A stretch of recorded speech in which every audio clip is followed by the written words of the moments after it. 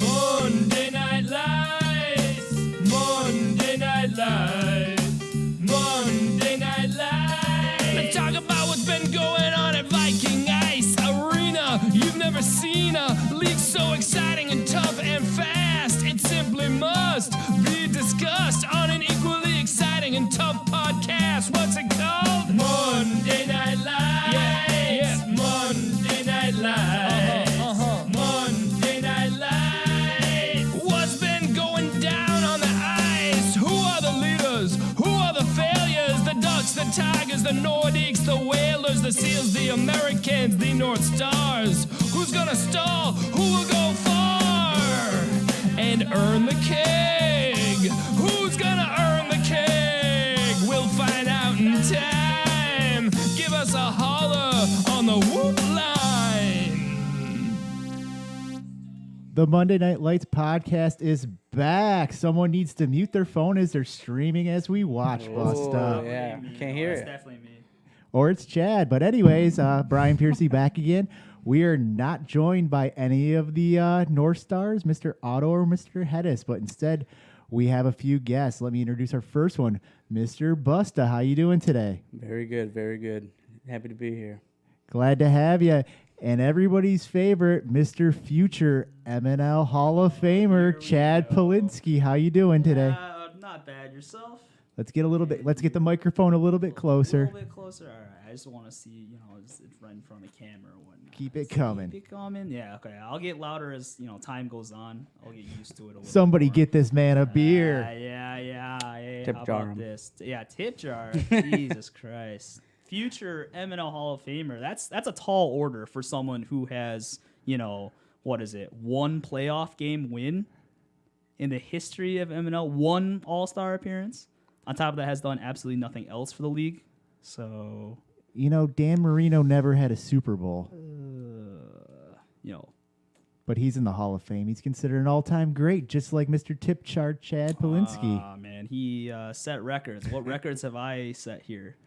Most times traded. wind after. Yeah, most times traded. That's actually true. Yeah. Yeah, especially if we start doing it on a year per year basis type Well, thing. I mean, over time, until you come back to us. Until I come back. Ouch. I mean, you don't count spring. You only count the real. It's just spring. Yeah. You only count the real season. So. I hear you. Real quick, I'd like to thank Mr. Jeremy Drager, his 5th month subscription on Prime. So love those. Other people, remember, every 30 days you can come and you can resubscribe to us. I'm sure both of you subscribe normally, or maybe not. Month anniversary. I have to subscribe still. I still have not done it. I need to do it. Do you need some tech lessons? I'm a tech lessons. Oh man, let me tell you about a tech lesson here. See, I'm here from the people. I don't play in this league, so I love shout outs to people that are listening to the podcast. Probably more people listen to the podcast than anyone else. So thanks to those. But you're on Twitch. You're on this social media platform, and I don't see a lot of chat interaction. That's a huge thing in Twitch, So we go over to the chat lines, check out here, JDRX, let's freaking go, shout outs to that guy. Chad, DaveP, sick hoodie chat. Yeah, I know. I'm actually kind of mad. I was gonna wear the MNL hat, have the entire outfit, and it didn't work out for me. But I did manage to get this hoodie. That's pretty good. So shout outs to DP out there. That's a guy. That's the guy. I do have a moderator position open up for our account. I don't know if you'd be interested. You could kind of help that chat interaction, get people going, chat for us. Yeah, kind of keep get that the brand chat going. clean. Yes, get out the riffraff here. That's a good one. I won't expect a commitment now. Why don't you think about that? You can kind of get back to us, and we'll go from there. See, they're calling me the real trusted voice of MNL. What are your thoughts about that? Yeah, you can be the real trusted The voice. real behind trusted. the trusted See, voice I if think you the take real that trusted position. voice actually is that guy Zeke Rollins. That guy knows his stuff. Shout outs to you, Zeke. You're doing a good job out there. Anyways, just a couple quick notes as always. Give us a call on the Whoop line, 714-75-WHOOP. We have 2 voicemails coming up in our program. Give us an email, podcast@mnlhl.com. Follow, subscribe on Twitch, just like Mr. Jeremy Drager did earlier today. Rate and review the podcast. As always, if you're interested in coming on the show, go to the podcast lineups tab at stats.mnlhl.com.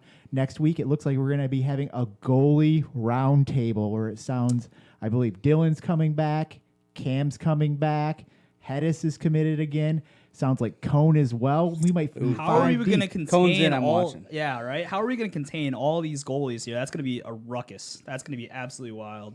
I might have to hire security for myself. You need You're real life gonna have to be viewing moderation. mics. Yeah.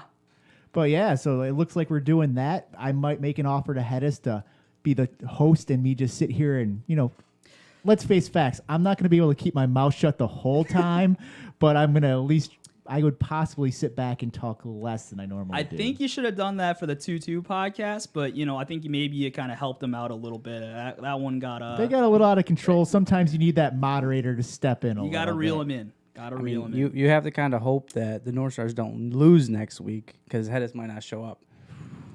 We'll get to that in a Ouch, few dude, minutes. yeah. Let's get to a little bit of news as well. So All-Star voting is open. So we don't really have an address for this. This is more of an internal league thing for all of our outside fans. But just to let you know, there's now a ballot for the All-Star game. I think the All-Star game is a day or two. I think it's the 23rd of December. Sounds like. I think it's literally inclusive only into the players of this league. I tried to vote on it. I didn't see my name on the list. I was looking, scrounged up. But I think I'd be the only later. outsider vote. Maybe Papa Fister out there would have a good Just send idea Drag what's your verbal vote. He'll throw it out. He'll count it. He'll throw it out. I was going to say, we can talk later. I know some people who probably won't vote that you could just claim you're them and throw your vote in. But then again, that wouldn't be right, and we're all about being on the up and up in MNL. Right. So how is this voting taking place? What's happening there? So sounds like voting's going to be open for 2 to 3 weeks. You have the ability to vote for 4 defensemen, 12 forwards, and 2 goalies as well. Obviously, those people will come. All-Stars will be selected from there. And then sounds like, as of right now, this is on the news agenda as well.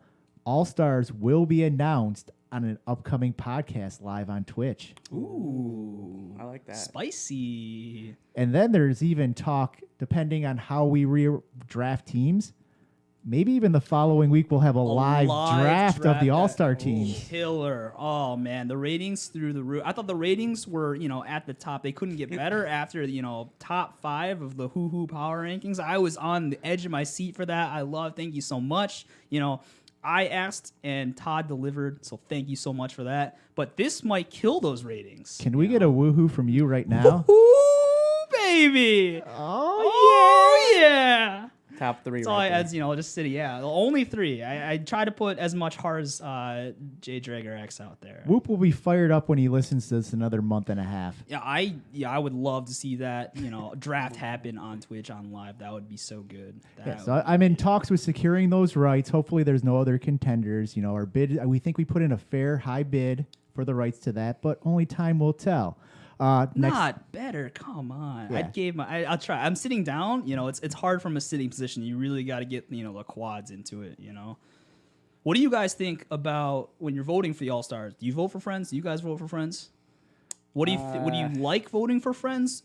So first of all, do you vote for friends? And then do you like voting for friends? What if I told you we're all friends? I would say you're a liar. When it comes to friends, I mean, probably not, because there's a clear separation of skill in this league for all-star voting, I believe.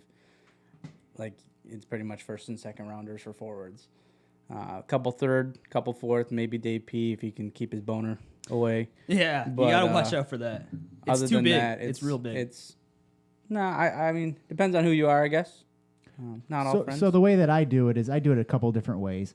I don't think it's 100% skill-based or there. So first and seconds I don't always do. I look at a combination of 1, production, obviously, 2, what you do for the league in general, and 3, I also put some consideration into your attendance as well. So if someone who should be an all-star, but they've only, say, made three games, coming in, I'm going to not give them the benefit of the doubt on the thing. If they're clear and cut, I might give them a vote still, but that's going to hurt them in my all-star voting. We have a stats for games played out here at stats.mnl.com. Is there a gameplay where someone's lacking on that regard? So it's hard to say. As the trusted voice, someone who needs to pay attention to all the results, what's going on in the games, everything like that. I have that stuff in the back of my head, so maybe it's something that not everybody else can look at a pure stat-wise, In the but it's old something that steel I trap. pay attention to, and it's just one of the things that I factor in. If I'm looking at two different players that I think are equal for all-star, deserving of an all-star appearance, Right. I'm going to give the benefit of the doubt to the person that I think has shown up more and played more But see, games. I think That makes that's kind of fair. I mean, I have something to go back on, but I mean, you also said like forwards, right? Like with defense, it's not so clear, Yeah. cut and dry, right? There's got to be tiebreakers somewhere. There's tiebreakers in forward category, but also especially in defensive category. What do you do for those tiebreakers? Depends. If there's someone on my team, I have to vote for So my team. see, Gotta you're get going the for representation. those in are there. your friends. Your But- team is your highest priority of friends right there. Those are your friends, especially you, Mr. Clicky Ducks. I always see you with the same people outside out there.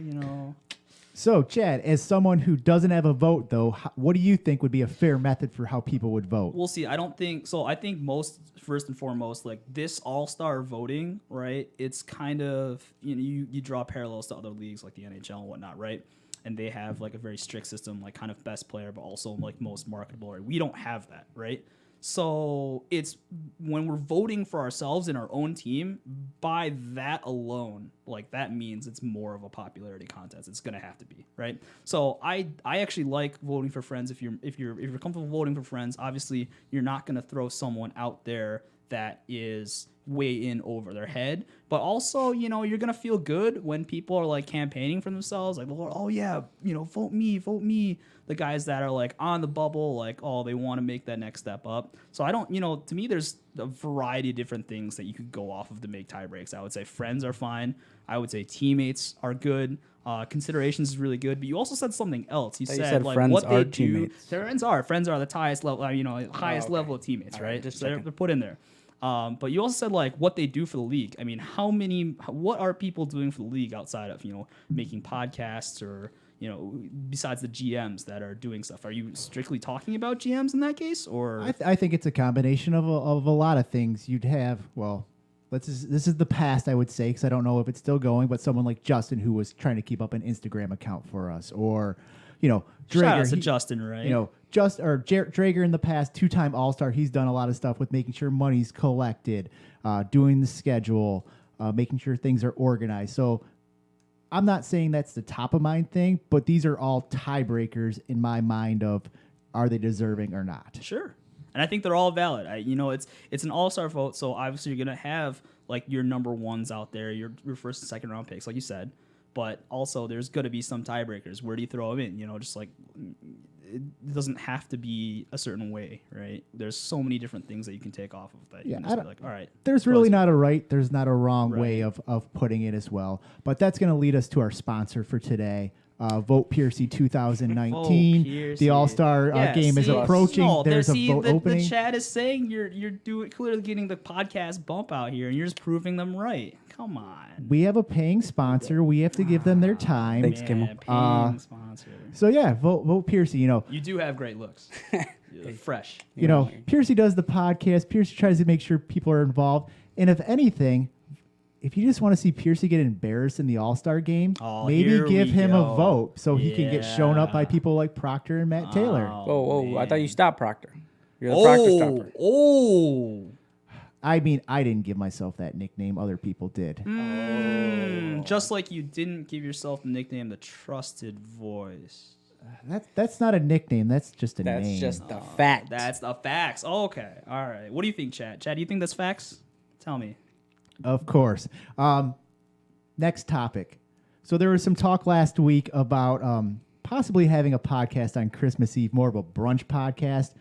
Wasn't my biggest idea, but you had people like Charles Mackey, you had people like Proctor kind of pushing for it. Someone, Charles, who lives farther away, doesn't want to have that tough Tuesday and Wednesday of the drive back and forth. If we were to have first of all, would anybody be interested in listening to it? Maybe not live, but if one came downloaded, coming off the All-Star game, would that be something as a topic-wise that would be interested in? Like I said, I think most people that, I think a very actual small contingent of people watch the podcast live. I think a lot of people actually watch it like Wednesday morning or throughout the week or whatnot. I could be wrong about that. I have no idea. That's just my guess. And as I would say, like, as default, yeah, I think people would definitely listen to that at some point in time down the line. I know I'm listening to like old VODs. You know, I'm having a lot of fun with that. A lot of good memories on this show. You know, definitely do it if we could, but you know, it's not always easy to do something like Christmas. Maybe if there was something that was like less structured. I mean, we're down here in the well, we're having a good time, studio set up, everything's good. You know, we took the time, you know, out of our days to come down. I'm very gracious to be a guest on this show, but it's also a very structured thing. Maybe if we had something less structured, there's like get together, you know, something small, something just, you know, chill, fun. Maybe that would be easier for people, and you'd still get the result of listening to it later. Exactly. That's part of why I think Proctor suggested a brunch type event. You know, we all have families, Christmas Eve. One thing with Proctor I'd be personally scared of is we had the 22 podcast results. All of a sudden, I'm missing Christmas Eve, possibly Christmas with my family because of the results of that. Busta, would you listen to a podcast like that? Maybe not live, I but wouldn't eventually. be live, but definitely, yeah. I love to listen to all the podcasts. Maybe like a shit show 2.220. 2.20.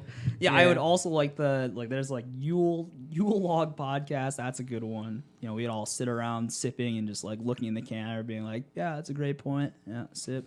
Great Yeah. point. Don't even show the guys. I think Proctor said it, where it just you put the fireplace up on the screen. Everybody's got that. You can hear us in the background. There you go. Like just having casual conversation. If you can do it, I would say definitely do it. If you can't, I get it. You know, we're Yeah. doing this for fun. So We if got you're families. truly interested in possibly doing it, reach out to me or put it in chat. Still thinking about it. It's Christmas.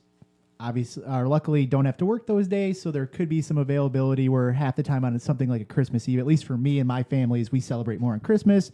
Usually do a dinner Christmas Eve night. So during the day, it's like, what else am I going to be doing besides watching TV? So it's a possibility. So who knows? Yeah, Proctor's got a mean mimosa game. That's a real fact. That's what scares me. It's real. It's real. So we did have a voicemail today. This was from one of our co-hosts, Mr. Troy Otto. Oh, Wasn't able to make it today. We're going to go through the podcast. A couple of the subjects he's asking, we're going to kind of save for later. I have some notes on that, but let's listen to that. We're going to address one of the points, and we're going to come back to that. So let's see what he has to say. Hey gang, Sniper Otto here. Always more fun to call in after a victory than a defeat, but no Grandma Geo today. Just a couple questions. First one is not a question, but just nice to have Chad out. Everybody missed him. It's nice to see him. I told him last night, don't be a stranger. You know, don't make us beg 87 times for you to come out and say hi to the boys. Just, you know, you're allowed to come out every once in a while, and everyone likes seeing you. Secondly, Busta, just a question. Of course. It seems to me like everyone in Monday Night Lights is worried about the Ducks more than Busta and Turtleton. So does it bother you? Are you guys worrying on a daily basis, doing some lineups, doing some diligence on trades? Are you content to be in the basement? Just the people want to hear from Busta. So tell us what's going on with the Ducks. And then my final question is for the entire panel. You know, I feel a little bit bad yesterday. North Stars lose. I subbed in the first game. You know, I felt like I was still, you know, able to give a pretty good effort for the North Stars in game 2. But, you know, when you lose, you know, you kind of question yourself. So what do you think about a loyalty to your team and subbing in the 9 o'clock game when your team's got a 10 p.m. game? Is that something that should be frowned upon? You know, everyone should do it? Or what are your thoughts? Thanks, boys. Have a great show. So thanks for the call, Troy. So first thing on the agenda, we're going to get to the Ducks thing later on in the standings. But Chad, how is it to be back as of man. yesterday? So, you know, MNL's a great league. It's, you know, good memories, good people out there. You know, I would be lying if I said, you know, I hate everyone out there. I don't. Love all y'all. You guys are great. You know, I'm just one person. I'm so insignificant that it doesn't matter. You know, I appreciate the shout out. Shout outs to you, Troy, for doing everything you do. You know, you're out here, co-commissioner, GM, making moves. You know, you're also having a great year. You know, congrats on having the year that you're having. Hope it continues. That's like, more important, I think. So, thanks, but you don't. No one cares. No one should care about me and my return. All I'm asking is, did you have fun? Did you have fun playing yesterday? I had a fun time playing. Seals are good. I got to finally sub with the Seals, as I was saying. There was one of the teams that I had never subbed for, and it was kind of exciting. Shawnee and Todd did a great job of, welcoming me to the team for that brief moment. Lots of fun playing with the boys.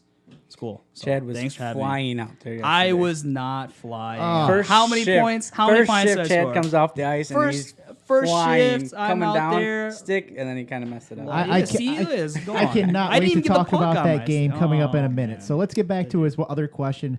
Subbing at 9 p.m. Is that something you think will hurt your team? And do you have any hesitation of actually doing that because of it, Busta? In a sense, I guess it depends on who's subbing.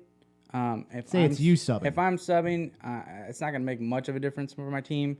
If, say, top 3 rounder guys is going to sub.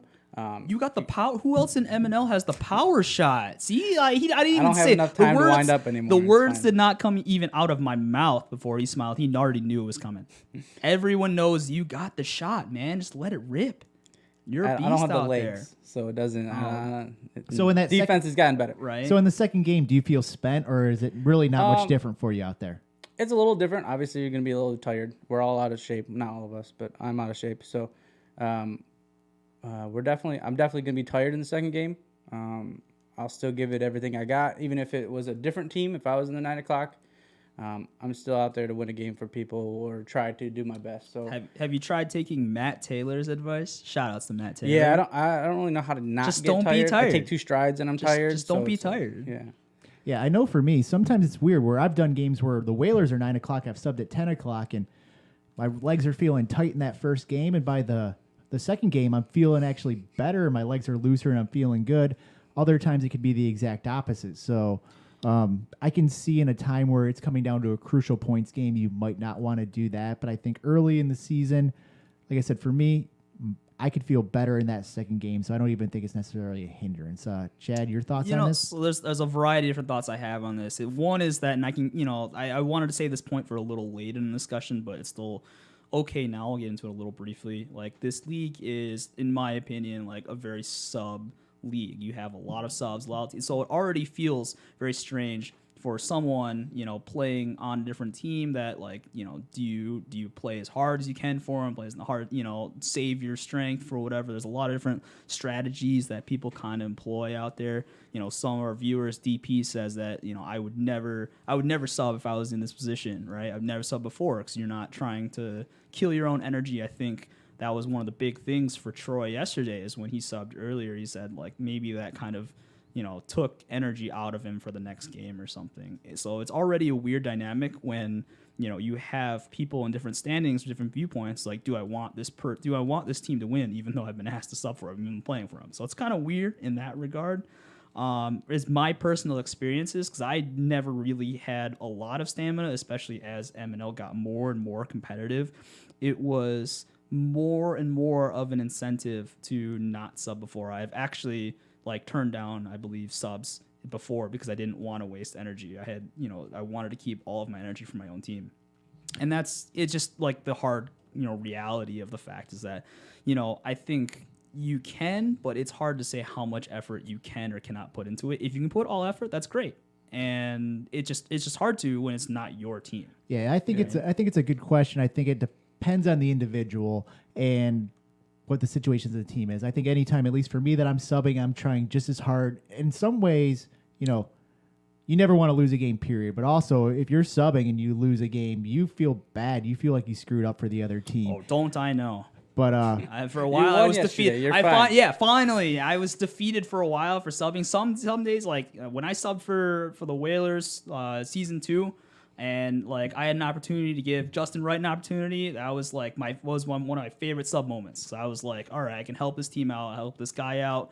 It's a good opportunity to, that feels really, really good to help him out for a win. Did it help my team out in the long run? It's kind of questionable. So you have kind of a debate there, an inner debate, as well as what energy can you spend? Because later on, I played against the Ducks and I got injured because I was tired chasing down Hardy. Do you remember that game? No. No, I fell right back on the ice, head bash against the ice there. Oh, Yeah, yes, see? I do. Yeah. Yeah.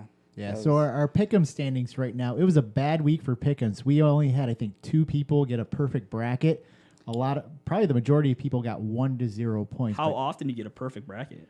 I'd say usually we probably have 5, 6 per week on top of that, just depending on the games. Just But a they're, low one. the North Stars were a heavy people, Tigers were very heavy, Americans were heavy, so there was a lot of misses. I mean, there was a lot. There's a stuff I heard that, this Piercy guy came out, had all the footage of the North Stars GM talking a bunch of smack. I mean, is that true or not? Did that did. fire up the boys? DaveP posted it. Posted there that was segment right there was there. a lot of back and forth. There was talks of North Stars were coming out slack heavy like they do, and they're all like, "Hey, Whalers, gag order. What's happening here?" The Hetes was like, I'm going to show up, I'm going to dominate, and I wanted to get into this a little bit We're first. going to get to this game coming up. I All will right. say, We'll just keep for the record, before we go on, there was no Whalers gag order. Obviously, if you look through Monday, I was in some meetings, but I come back, I was posting.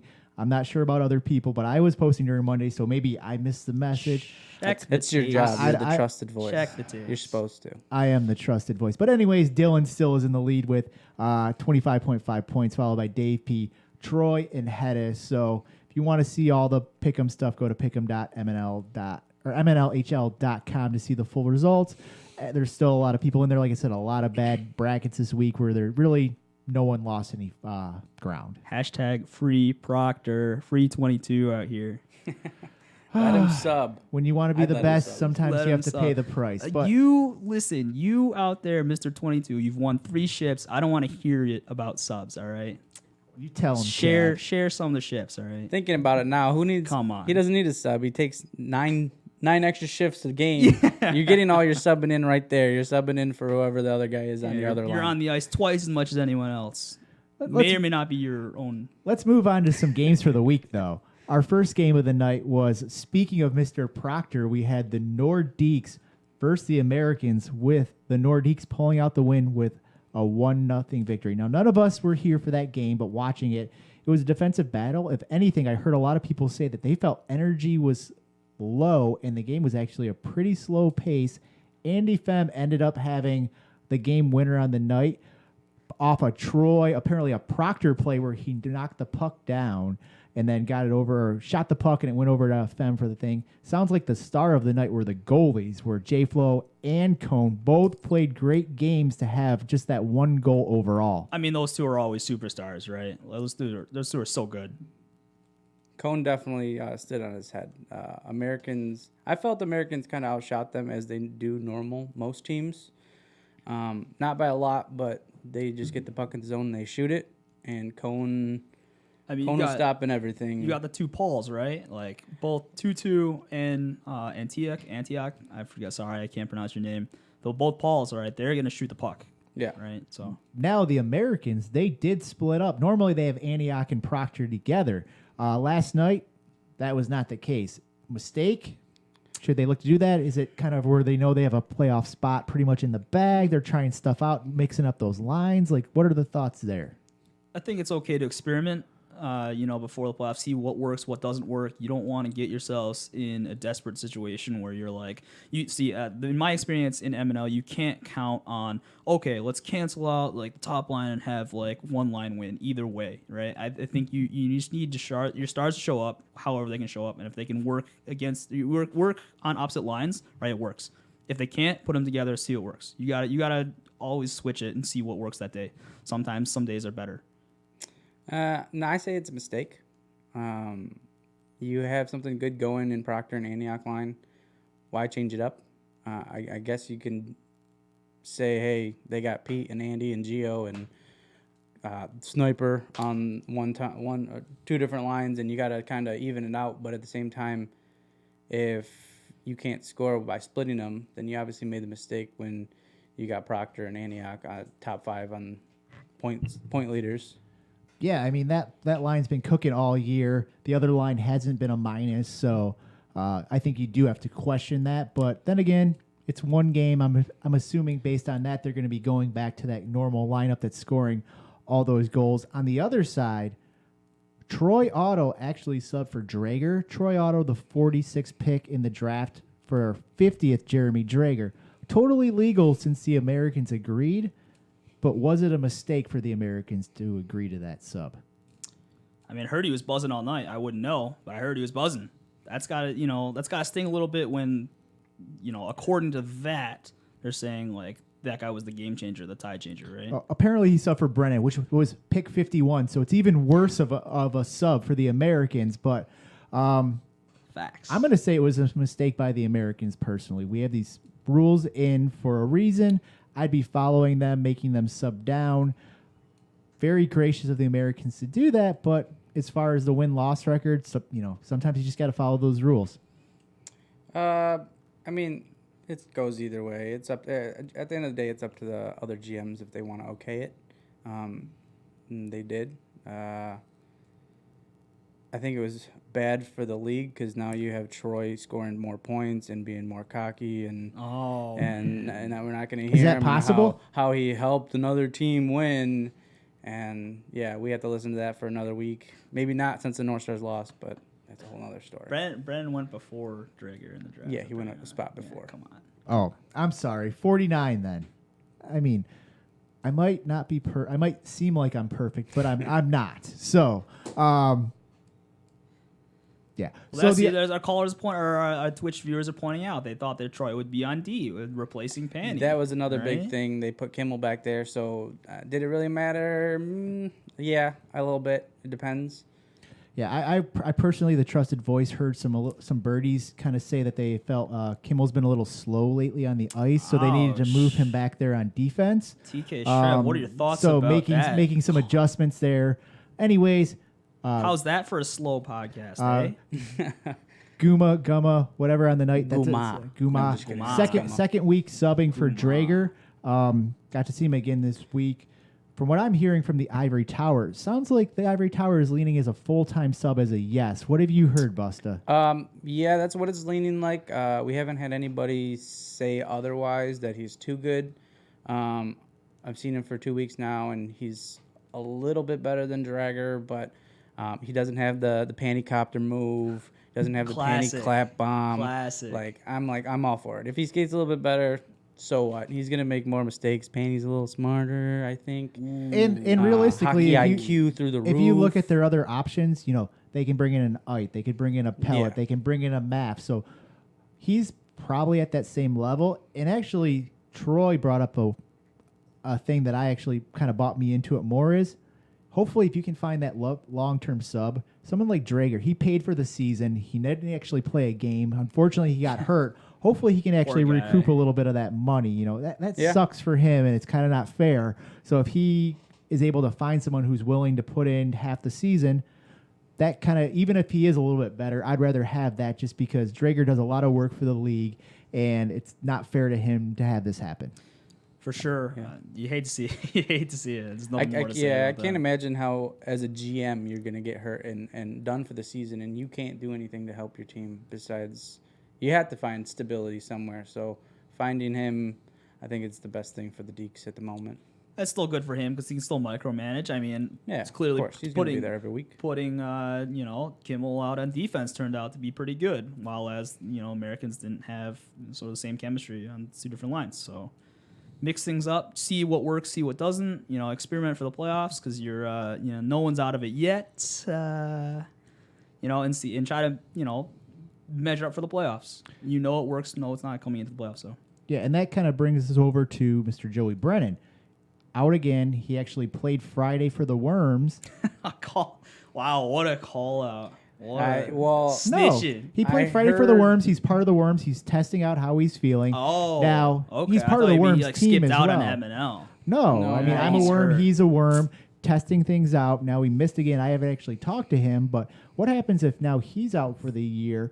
Are they going to have to find another long-term sub? Are they going to actually have to sub people in? Like what do we think? How is that going to affect their team? Well, I'll give you the scoop first. So from what we know is he wasn't able to play last week with scare of his wife didn't want him to play or something. Played Friday, didn't have any issues from what I heard. Had a setback on Sunday. I don't know what he did. Details are unclear. Deeks haven't released the injury report. Just said that he had a setback. So don't know how much worse it got. But, yeah, they're going to be in the same boat they were with Drager, but now it's double. But it's made it easier now that you have Gumma. Yeah, and that A little bit. I mean, Little that's bit. one It's- player it's- replacement, right? They're still looking at another player replacement. That's the bigger issue And here. and I guess you got to know the extent of Brennan's injury and the length it's going to take him. I mean, he's always literally banged up every year, whether it's a knee or something of his, but he usually fights through it. So I'm expecting him to be back sooner than later, but you never know with knee injuries. yeah, and Joey, I thought knee injury. I thought it was his back. It might have been his back. I know he's always getting banged up out there. But so. yeah, as I've stated many times, Joey's like my favorite defensive partner to play with. We played together with the Whalers. We played together last year as the Worms. I hope he's good to go. You know, he's one of the last people I'd like to see hurt. So that's anybody in the league. I don't want to see anybody in the league to be Right. hurt. To Yeah, be of fair, course. like that's always a bad thing. We want everybody to be safe, have fun out there. It's tough. Injuries are tough. Everyone's dealing with injuries. Or, hearts out to you guys. Thanks for gutting it out. But obviously, stay healthy. Do what's best for you guys. Yeah. So our next game of the week was the North Stars versus the Whalers, with the Whalers coming out on top 3-0. We actually had North Star shit talker Ty Otto call and leave us a voicemail. So He's going to regret all his That's- decisions, there we all go. the shit talking Yeah. he did. He's going to regret it. let's hear what he has to say. Going to the jerk store here.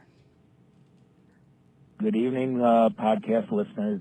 This is the GM of the North Stars, Ty Otto. I'm not sure if this will be played on the line, but I just wanted to congratulate the Whalers. They really stepped up last night. I think I had a little bit to do with inspiring them. I think they played great. I think they played high energy. I think Pete and Trent, played very well tonight, well together. I think they're WBW experiences together showed, and so it was Vape was high energy the whole night. He got his little breakaway. Old man Ike was on my ass. He must have taken a pile of Viagra, before the game, and he was. I didn't even realize, he was as fast as he was and intense, but he was in my face all night, chirping me at face-offs. That was a lot of fun. Overall, we'll have to regroup and get you next time. It should be fun.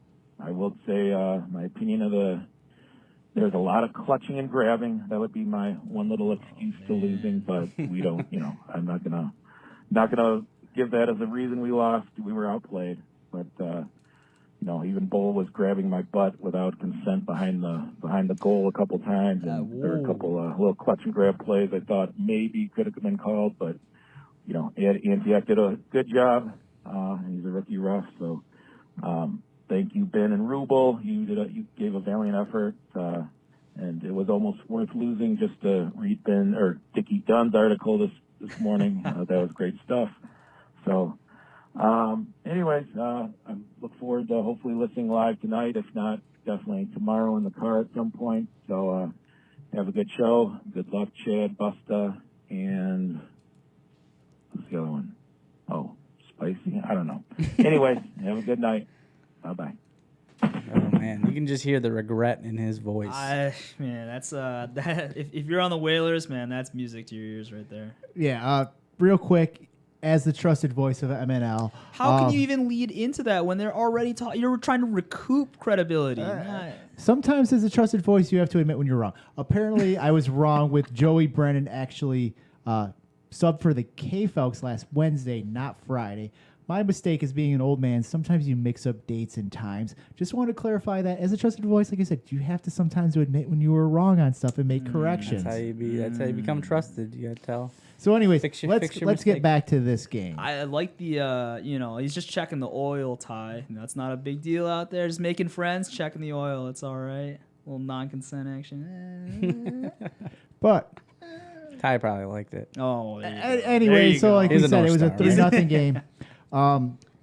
I'd say going into this game, obviously both teams are fired up. There's a lot of shit talking going on from the North Stars coming into this. Obviously, if you listen to last week's podcast, Ty claimed he'd shit himself if we scored more than one goal. Thought it was going to be an easy win. I would say if this was a boxing match, you would say it was a 3 rounds to none. Probably a couple knockdowns by the Whalers.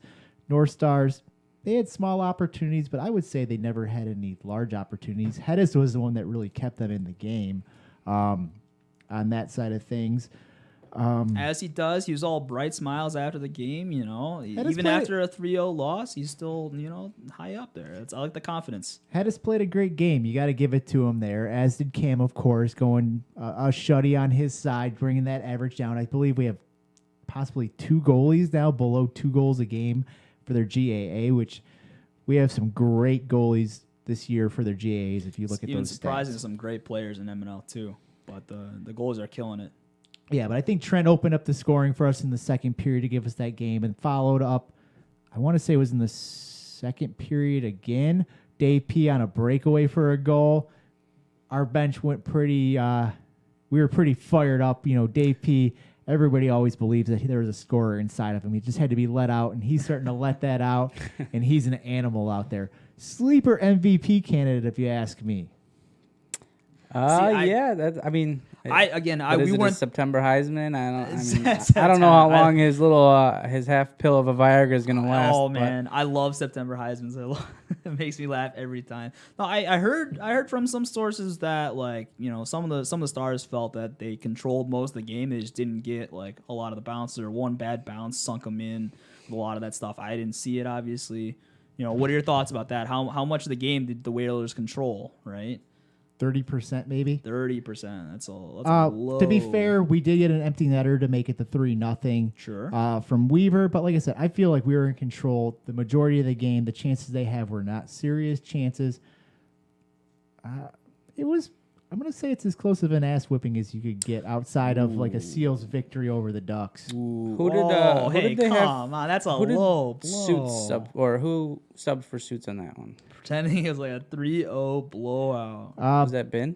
Ben subbed in, and then Rubel subbed in for Graham on those side of things. Oh, so take Suits out of the equation. Troy can't score. Where are the no stars? A bunch of phonies. See, if that's, you ask that's me. the thing. When you're having as good as a season Troy is, right now you're called upon. Your number's called. You got to get in there. You gotta make something happen here. So, is that me? Who is that? When you start calling yourself, a sniper, Mr. Overtime, you're expected to not worry about who your subs are, and you're talking trash all week about stuff. I don't want to hear those excuses from the North Stars. Mr. Overtime, it's not his fault. He just needs the game to get to overtime. Did the game get to overtime? He calls That's on himself the a rest of the sniper. team. He's been scoring goals every week, and like I said, if he's not going to continue to score, and he's a 7th rounder, so he's not expected to score a lot, but he's setting this prowess that he's a top-tier scorer, top point getter. Top tier. And when he doesn't produce, where are the North Stars? Wow, dude. Hey, Buster, There's so much question? hate for Go the ahead. Ducks out here. If you bring in a sub, do you ever shit talk them afterwards? Do I? Yeah, actually, yeah. I'll be honest. He's I called me a thought- bum every day of my Do you life. shit talk- You never subbed for me. I have never saw it, but he's So called me a bum. when we got our ass kicked last week, I just thought that I think Simon Ellie and Graham, I thought they were paired on D together. I felt like they didn't work well, and not that they cost us the game because we just got our asses handed to us. So they didn't cost us the game, but it was I don't know if that's ever gonna work again. Did you not necessarily shit talk them, but right? because Did you tell him that during? No, yeah. See, okay. There you go. why I'm not? Hey, you guys suck today. I'm never asking you to sub again. Yeah, That's not gonna happen. I'm still gonna ask him to sub. But things are flying on the black Yeah. party deck. People are like, Busta, how'd the game go? And you're like, to the MNL reporters, you're like, this pairing didn't work so well. Yeah.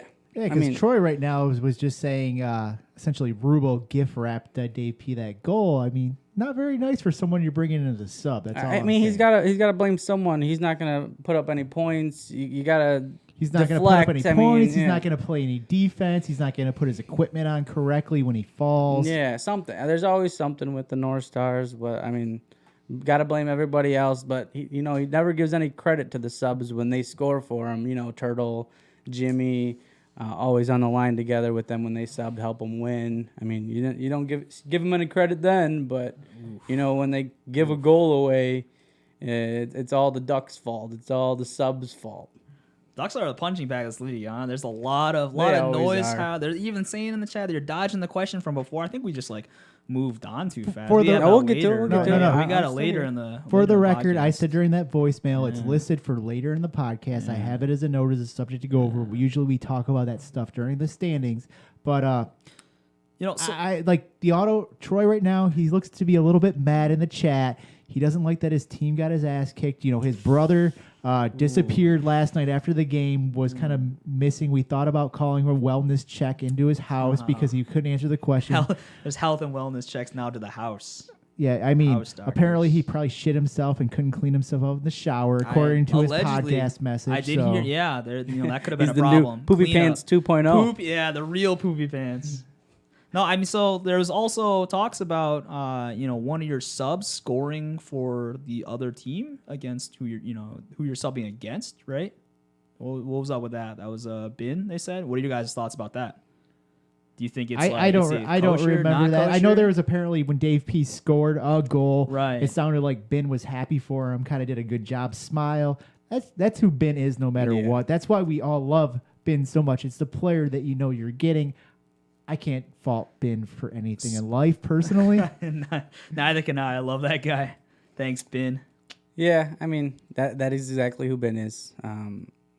He'll tell you anything you do when you're on the ice. If you make a good pass, you fake him out for some reason, put any kind of shot on the net, it's a good shot to him, and he'll let you know. Right, so you're just saying that's an He was probably just really, really stunned and confused that DaveP scored.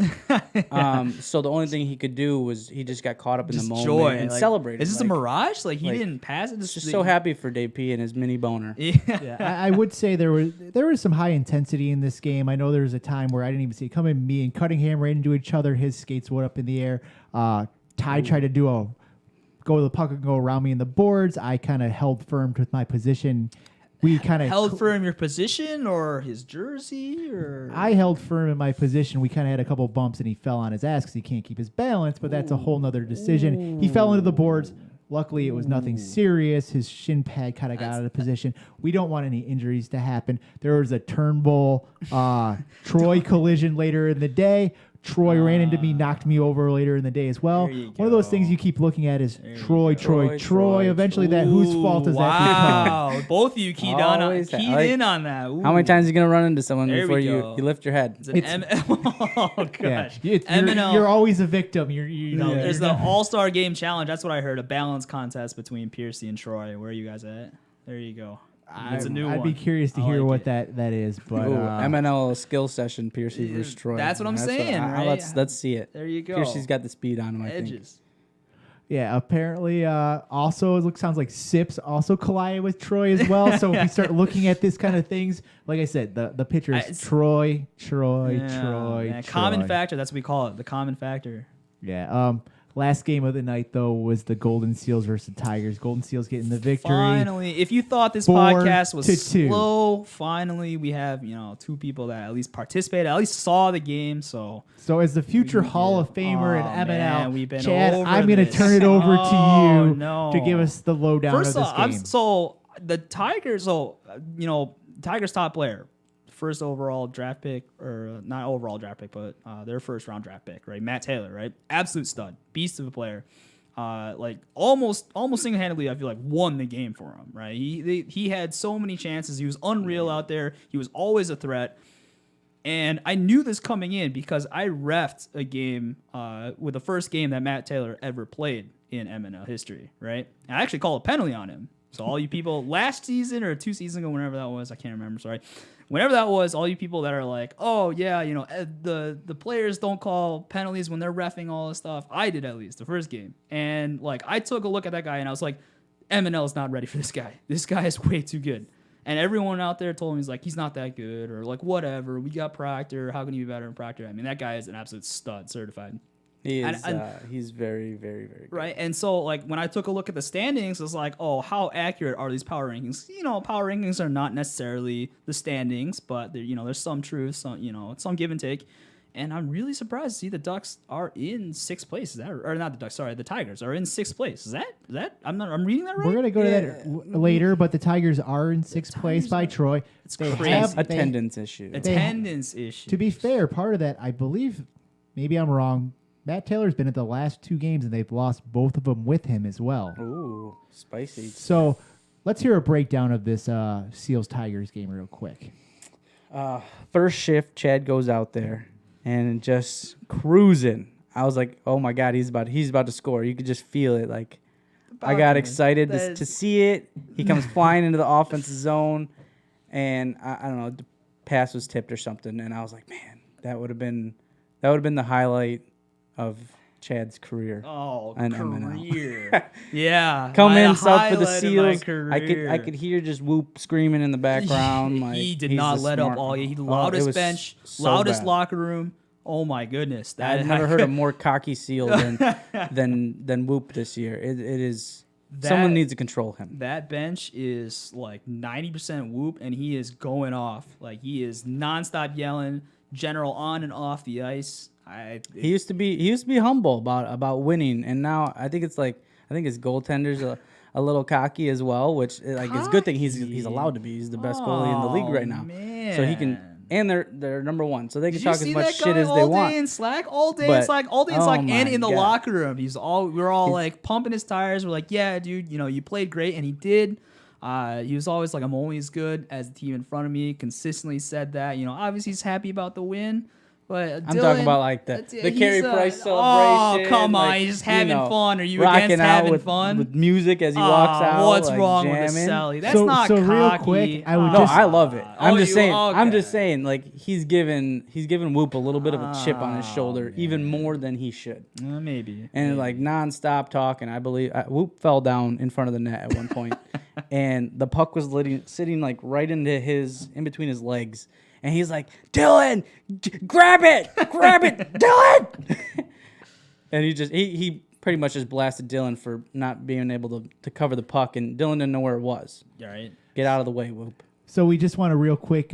We want to thank Seals Whoop real quick for his subscription or Yes, subscribe oh, tier 1 tier subscription. 1 I subscription. don't know what a tier 1 subscription You is, gotta give but the hoo-hoo. we appreciate it. Woohoo!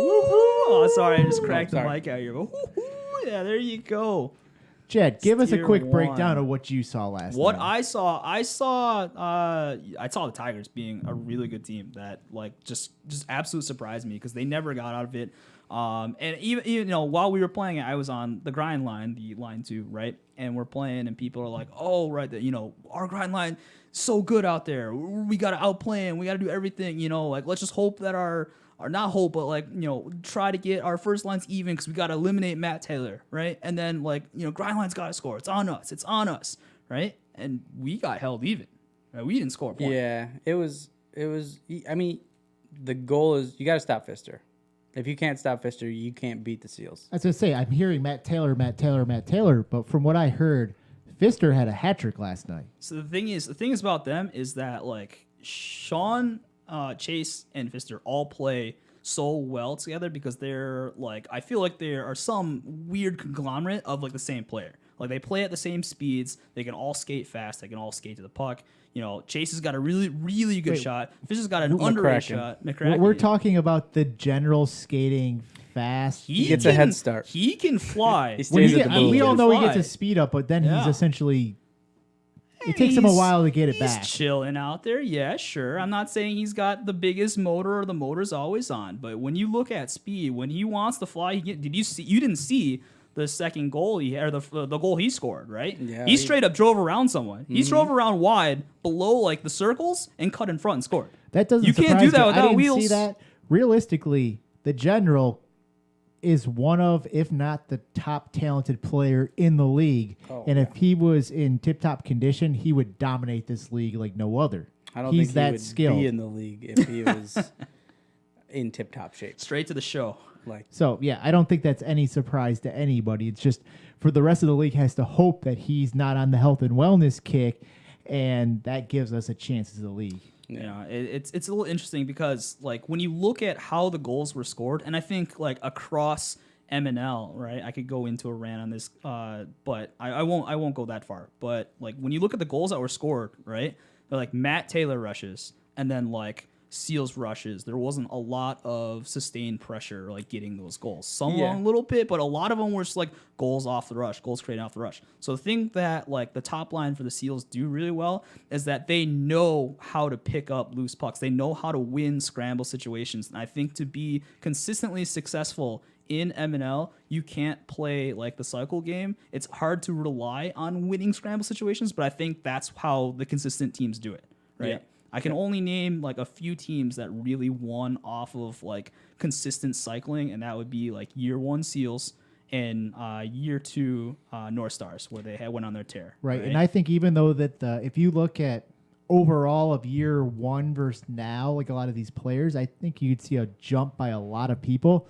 We are still not at that skill level of a full cycle, full ability. Right. Where you could say we had 4 teams before, and maybe you had like a team like the Seals had some of those top guys together who kind of pull that off. Right. But in general, the bottom of that level, our bottom level has risen more than we think in year 4. Yes, I mean the skill set has But we're risen, not in that but whole it's hockey not, intelligence right? side. Well, it's part hockey intelligence, but it's also part like putting together, knowing what to do with the addition of like being able to do it, right? So when you see like a loose puck, like you're the guy that's standing in front of the net, and they tell you, all right, we're gonna skate around and cycle and get a shot. You're gonna stand in front of the net. Well, the puck squirts away, blocks by a defender or something. Rebound comes out. Maybe it's your turn or your job to get the puck because you're now the closest to it. How fast can you realize that you're the guy that needs to get it and then cycle, right? Or on the vice versa, on the other side, where you're supposed to be in defensive zone. I've never been on an MNL team that has a 4-track or back-check structure, right? Yeah. No one's ever discussed it. Do you know any 4-track structures? Strategy? Get Name your one. ass Nothing official. Yeah, see, right? So no one has that like excuse, right? And I'm not saying you need to have that to be a successful hockey team in MNL. I'm saying that like no one else does it. So how do MNL teams win games off of scramble situations? And Shawnee and Pfister are going to win those scramble situations. So is Chase, and Chase is going to put it in the net. Right, Agreed. Pfister's also and going to I put think, in the net. like I said, the Whalers, we don't have anything set up, but I think as your team gels more, you kind of get some, I guess I'd call more half-assed or novice-based stuff kind of set up that you kind of know what to do with each other. You end up but it's learning still, your own. It's still not more official like stuff that's going to work more. Forecheck, back check, paycheck is not a system. All right, come on now. Yeah, well, back to the point about like their rush. That is who they are. They are so bang bang. Fisher's crashing the net. Shawnee's taking it up, passes across. Fisher bangs it home. Same thing. You drop it back to General. General shoots it or passes it straight across. Someone's always crashing the net for them, and they're always in the right position. Right. Yeah, it's tough to defend them. I think the first goal they scored, it was a chain. We changed defenses, and Pfister ended up getting a breakaway. He's gonna bury it. Well, he's like an 80% chance that he's gonna score on a breakaway. That's how often he scores. It's like Proctor in year 1. Like He's you deadly. see a breakaway, consider it a goal against because you're down 1. You're down 1-0 after that. Right. Other than that, like I was kind of disappointed in the lines the Tigers had. They knew it was coming. They knew everybody knows Shawnee, Pfister, General. So Skillman, I sub for them. Sam subbed for Charles, and which isn't that much of a difference. But like me and Ryan Allen plays defense. I don't play defense, so they had to move.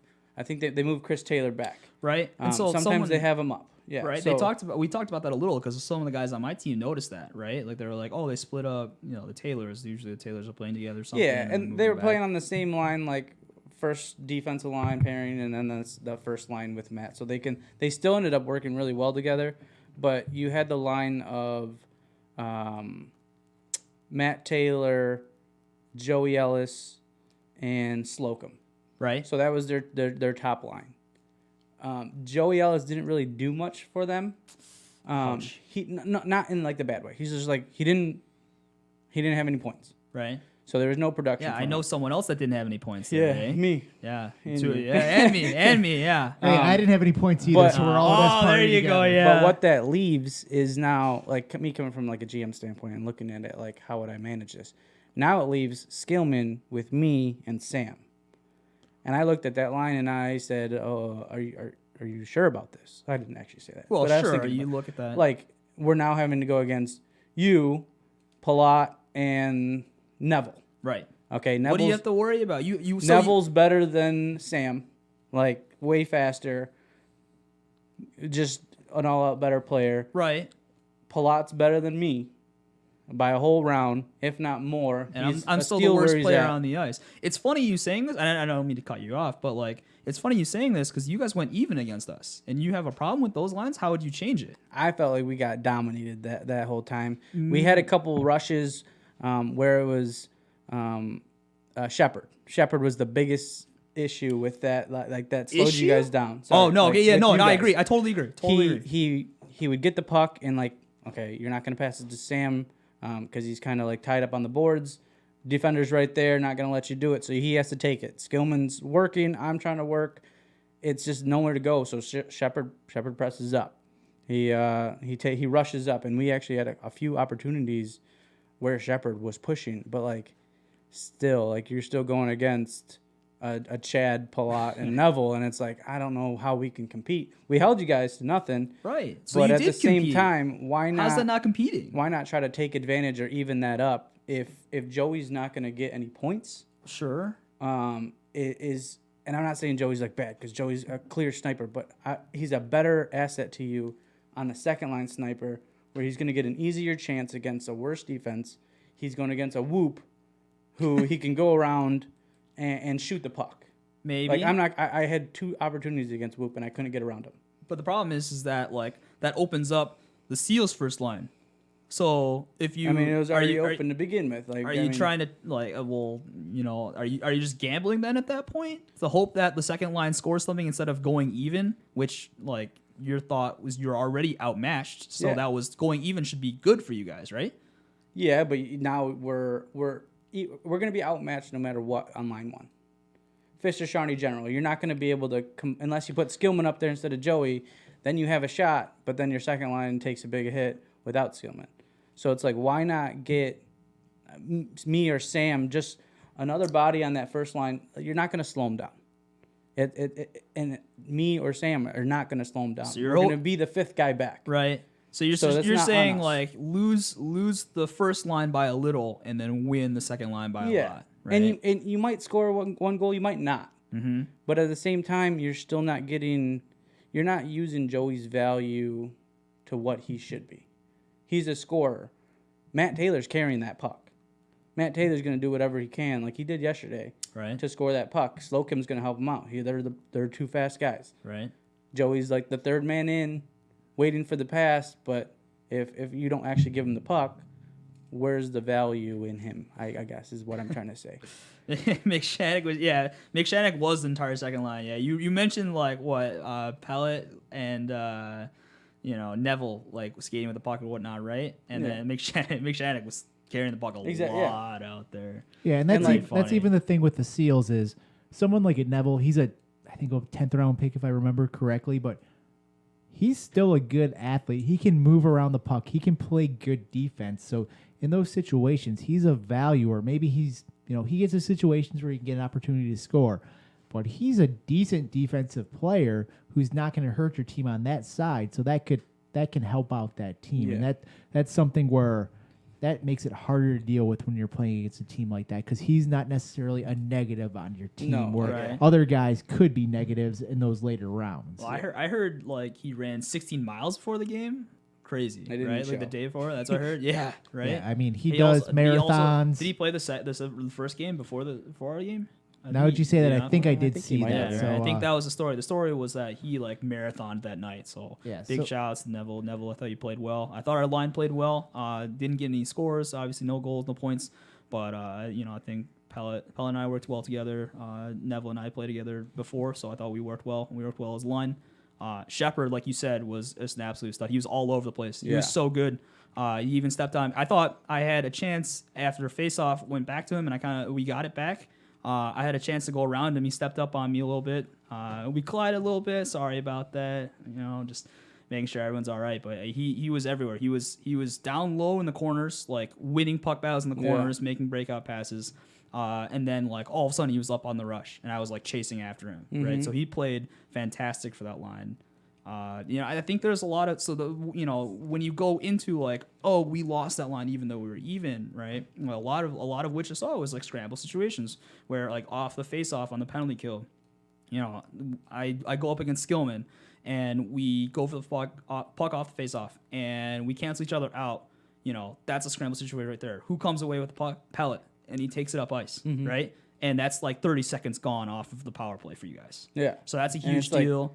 I saw a lot actually as well on the other side with Sam, right? Like the puck would get to Sam in your guys' zone, and he would collect the puck and get it to you guys out before I could forecheck him for anything like that. Yeah. Sam Sam didn't play a bad game. He did what he could do.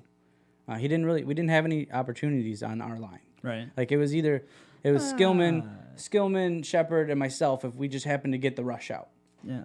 There was no way we were going to set up shop on you guys. Right, but and a lot of teams won't. Right, exactly. See, a lot of teams won't. You're just going to score we're off never the going rush. to be able. I can't carry the scrambles. puck up. Sam's not going to be able to carry the puck up. So we're left with Skillman, who you double team, you give him the desert swarm defense, and now we're left with Shepard to pick it up, and hopefully McShannock doesn't come back down. 6 miles. That's what it was calling to be. Yeah, Skillman played well. I thought you guys' line played really good because we tried to cycle and we tried to move the puck and create all these chances. We couldn't. We completely the story before the game was like, all right, the grind line has to win this game because we got to score on this line. The first lines are going to cancel out, and literally the opposite happened. Yeah. So you have to hope that the first line cancels out. Like Matt Taylor is great. But Fisher's having a hell of a year. Shawnee's right there with him, feeding him. The general's going to score when he shows up. It's just a tough decision for me. Like, do you want to stack the line and hope you go even? Because when you don't, then what? Then your second line's undervalued. Like, it's always a weird question. I just don't see a situation because I think both on both sides, right? Like I think that on the Seals line, the number one line won a lot. But also Matt Taylor was a force the entire game. Like we never thought that the game was ever secured because Matt Taylor was threatening every single time. Chris Taylor was threatening every single time, right? So it was like, how can you say won or lost just by the point totals? Yeah. No, I get that part. It's just like I wish I would have seen.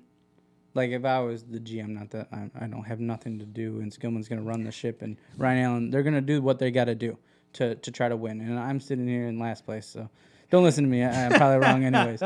But they already took it out on the Ducks enough in the chat. It's like... I got no more. I don't know. If you put me or Sam on that front line, hey, get in front of the net. Well, now you have Matt Taylor and Slocum to be skating around you guys. You got someone in front of the net to hopefully bang in, like, a garbage goal. Maybe. And because Joey didn't do anything. Like, essentially, Joey didn't do anything. But, like, point-wise, what did he do for you that I wouldn't have done for you? Like, we were the same. So I'm not, can you keep up with Matt Taylor? Because Matt Taylor is getting the puck from Chris, and he's flying up the ice, and he's going to go around like other people. He's beat other people with skill or with speed, right? That's what he's doing all game, And so, like, the idea of having someone in front of the net, sure, but can they get in front of the net by the time Matt Taylor is going to do anything, right? Yeah. I mean, maybe not Sam, but, like, I maybe played with Sugar Joey Ellis? Yeah, but that's not his game, is what I'm saying. But like, he's not in front of the net guy. He's a slot guy who's gonna shoot the puck and shoot the puck well. Right. But if I don't know. Joey's been having attendance issues too, so that line isn't gelled one bit. Right. Like Slocum's been on the first line, on the second line. Matt Taylor's been inconsistent with his attendance. Joey's been inconsistent. and it's like so let's move on from the Tigers slash Sorry. It's all we Seals got. tonight. Don't listen to it's me, all, It's all I got. Tigers. It's all I got. I just That- wasted your that might have time been on a the half- Tigers. we didn't waste- GM. I'm a guest here. Seal, for the record, Whoop said he was enjoying this, but let's move on to the power rankings real quick. We'll kind of go through them, just say if there's anything you super disagree with or agree with there. We have the Seals 1, Whalers 2, Nordiques 3, Americans 4, North Stars 5, Tigers 6, and the Ducks are 7. I'll start out over here. Biggest thing is I would still leave the Americans over at 3. I'd flip the Nordiques and the Americans, pop them up. Other than that, I think it's fair rankings. Like I said, I could be wrong, but I think the Tigers are on a 2-game streak. Obviously, no offense, it's hard to put the Tigers or the Ducks anywhere but at the Yeah. bottom as of right now. Other than that, I think it's fair based on the standings and where people are in their momentum. Chad, your thoughts on that? Yeah, I mean that it's really close to it's a very accurate power rankings. That's all I gotta say. I actually kind of agree with you. I mean, given the fact that the Nordiques actually just beat the Americans, right? Yeah. Like that. So I would definitely flip them. Other than that, yeah, that's a pretty good power rankings. Yeah. I don't see anything wrong with it. All top 3 teams won, so Seals, Whalers, Nordiques all won. They deserve the top 3 spots in the power ranking. Like they're on a roll. Whalers are hot right now. See, I'm just still shocked. Seals haven't been stopped. So Over the Tigers being this low in both the standings and power rankings. I just don't see it. I saw, if you want to say the Seals are number 1, with a changed around team with different subs and Ryan Allen not playing defense for Ryan Allen, right? They took it to the Seals. Like that game was never out of hand for either team. That game was very close. Don't let the final score change your mind.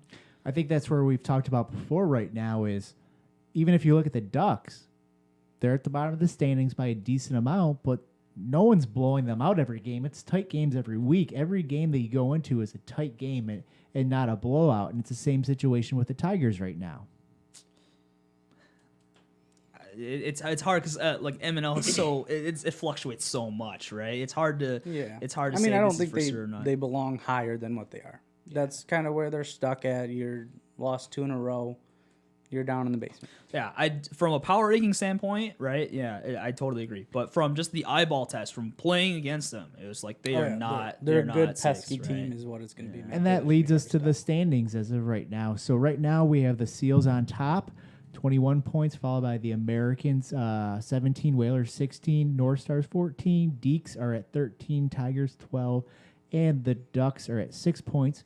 We have the Golden Seals, the North Stars, and the Nordiques all playing 10 games as of now, where all the other teams are 1 game behind with 9 points. So kind of going back to Troy's voicemail as of right now, we have The question of the hour. Here it is. the Mighty Ducks are at 9 games, so they're 1 game behind some other people, but you and the Tigers have played the same amount of games. You're 6 points behind. They've doubled your amount of points.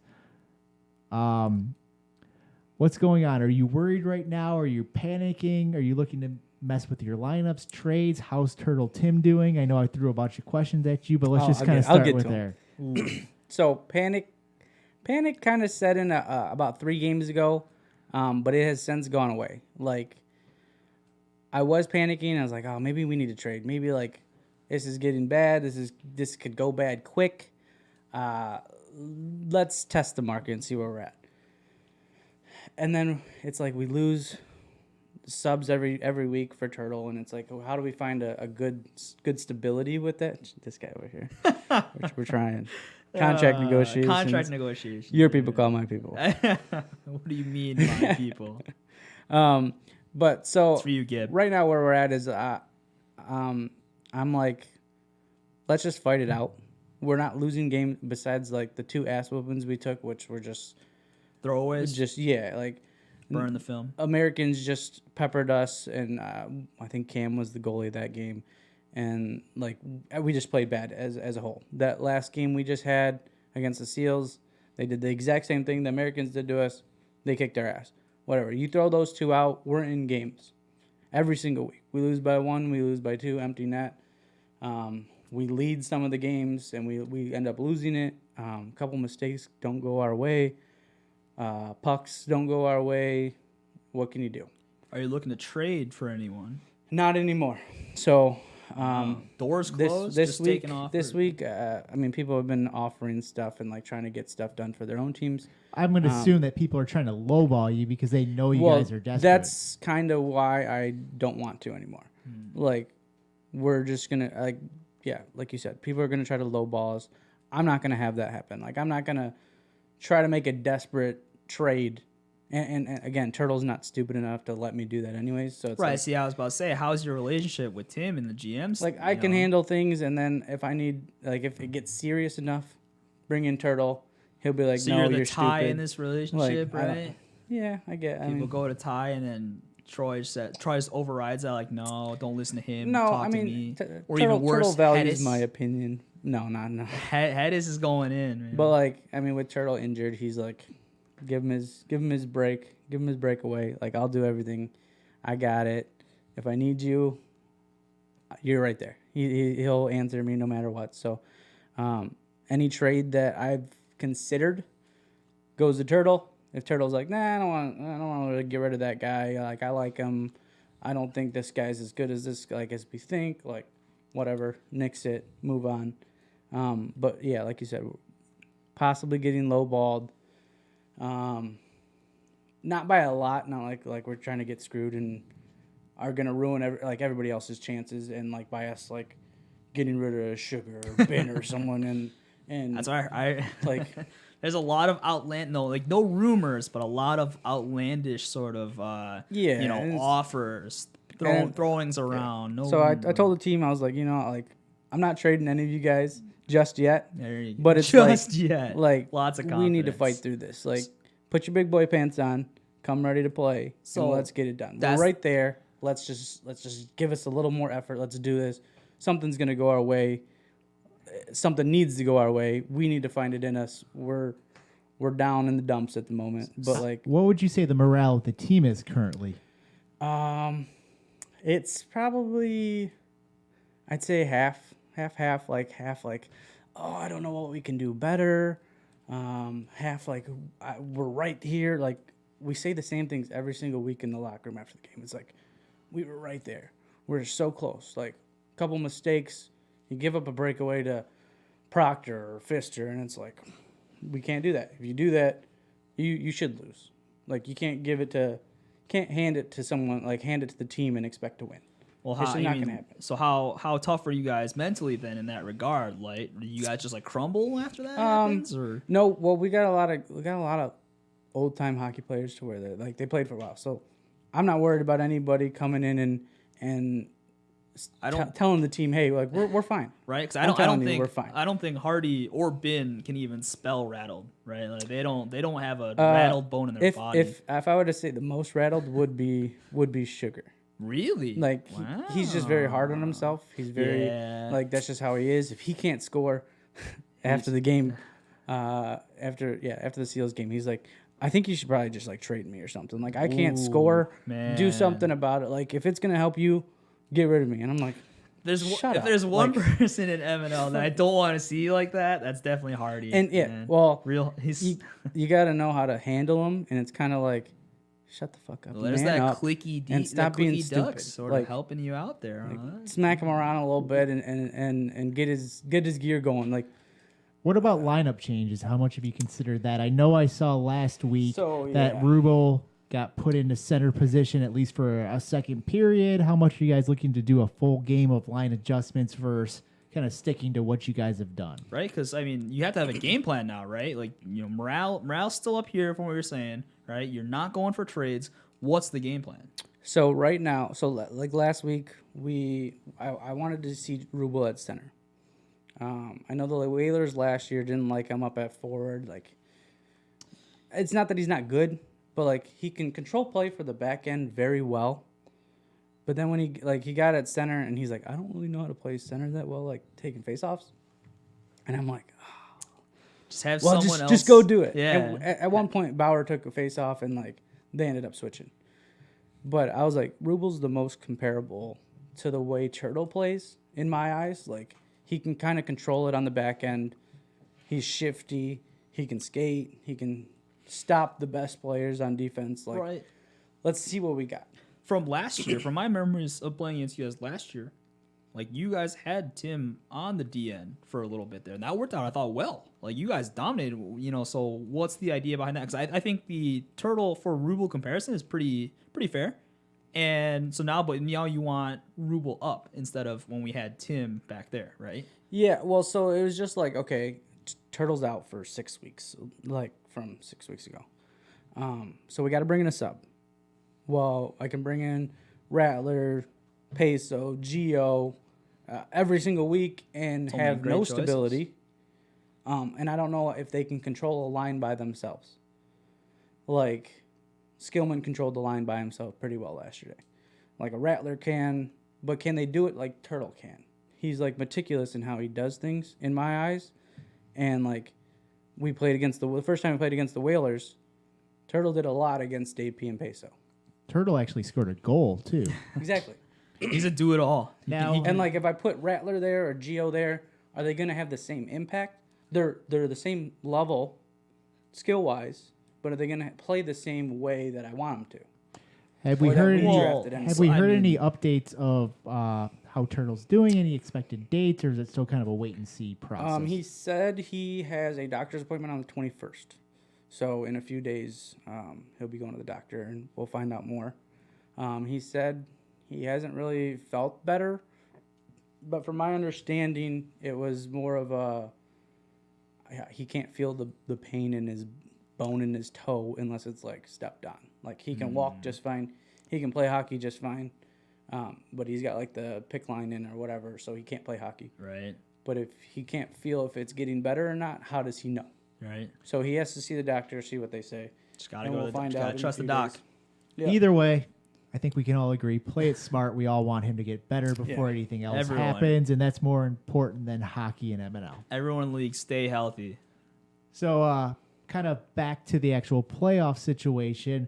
One of our statisticians, Mr. Jeremy Drager, was looking into a few things earlier today, and he kind of looked in. Right now, the Ducks have a maximum point of 33 points. So, if you guys won out the rest of the year, Tigers are only at 39, 37, so you kind of go up there. Right now, Duck season is officially halfway over compared to other teams. You guys are on pace for 12 points as of right now for the season. Tigers right now do have 12 points as well. Like I've been saying on the podcast, my guess is that fifth place team is going to be somewhere to 16 to 18 points to get into there, just kind of based off past seasons. Usually there's a gap between the last place team and the next place team. If as of right now the season ended at 2 rotations instead of 3, another Mr. Jeremy Drager stat, the Seals, the Americans, and the Whalers would have already clinched the spots for the playoffs. And essentially, one of the Stars, Deeks, and Tigers, they would have to lose out with the Ducks winning the rest of the series for the Ducks to actually make the playoffs. Tall order. Yeah. According to Drager, he thinks we can start actually looking at some real elimination possibilities in 3 to 4 weeks. Yeah, I mean, this next week is going to be our biggest week. Like, going against the Deeks, who just won, which, worst case scenario for us, they were just right in with arm's length. And then Dragging them down. They beat the Americans, and it's like, dang, that hurts. We play them next week. If we win, that bumps us up 3, keeps them where they're at. The week after that, we got the Seals, we got the Tigers, and North Stars. So we string together a few wins, beat at least 2 of those 3. Now we're within another arm's reach of them, and we keep getting closer. Right. So I mean, at this point in time, like every week, like next week is the most important, but the week, the week it's gonna after be that, continued always like that. it's always the next week, I was right? gonna say, are you at the point? Because I know, I want to say like when the Whalers at the beginning of the year were kind of at the bottom, the North Stars were at the bottom. Are you at the point where you're looking at the standings now and you're like, okay, the Tigers are at 12 points right now, and the Nordiques, like you're looking at those 2 teams and you're like, we have to cheer for them to lose against every other team. Yeah, which is how it was yesterday. And like you said, now the Deeks, they had the upset against the Americans, so that's an up blow against you. Where I think now, luckily for the Whalers, probably the North Stars, you get a little bit more cushion. You start looking at those top teams, and you're like, okay, we're playing. coming up with the Americans, all this stuff. We're looking for those teams to start losing for us Yeah. to win, and we're at the point. These teams are at the point where like maybe we can get to the bye, maybe we can get the playoff spot type of thing. Where you're just looking at like we need to worry about a playoff spot first, so we need the Tigers to lose, we need the Nordiques to lose to make Yeah. sure that any points we're getting, we're essentially starting to gain on them. That's exactly what it is, and it's like I said, I was rooting against the Deeks last week or like yesterday, and it's like fuck, they won, like that screws us. But on to the net, like we got the hope that that the Americans and the Seals beat everybody. I don't care if they're first and second, who's where, how many points they have, if they're better than the North Stars of 2 years ago, the Seals of the first year. I don't really care. Right. I mean, I think As long as they're beating the every other team, that's another loss for them. If we can compete, steal a point from them, win, like it's only going to help us. That's our goal. But it's Right. like you said, it's one a week by week basis at this I point. mean, at this point, like you're looking at the standings and you're like, you know what? This is nice if the other teams lose, but like that never changed from the start of the season when everyone's 0-0-0 going into the season, right? You don't care. You want every other team to lose. Doesn't really matter. Yeah. So you're just like, that's gravy if the lower teams lose, the Tigers lose, that helps us. But right now we just got to focus on the Ducks taken care of next week. That's what it sounds like. That brings us to next week's games where we have the Whalers versus Same. the Tigers. We have the Americans versus the North Stars, the Ducks versus the Nordiques. The Seals are on the bye. So this kind of continues our trend where these bottom end standings teams are more the game of the week. So that's probably the Right. Ducks and the Nordiques because Yeah. if you guys can pull out that win, that's a huge 3-point swing. And at the same time, I'm not taking for granted the Tigers versus the Whalers. We all know. But you got these cocky teams in the chat all saying like they're trying. They're fighting over who has the most pims in the league right now. That's where they're at right now. Seals are so high. Like we got all the pims. I'm just talking about the Leading in Whalers versus the pims. Tigers. We all know Matt Taylor. We see him Yeah. out there. To me, the that's Tigers not, can pull out any wins. that's They're- not a given win at all. Matt Taylor can take control of a game by himself. So those are kind of the teams that you're looking at, hoping for those wins versus losses. Yeah, and then where it is so Deeks and Tigers, we play them 2 more times each. So that's 12 points right there. I mean, It's a lot of ground you can make up. that's if we get those, that's 12 points. Now where are we, like, it helps us.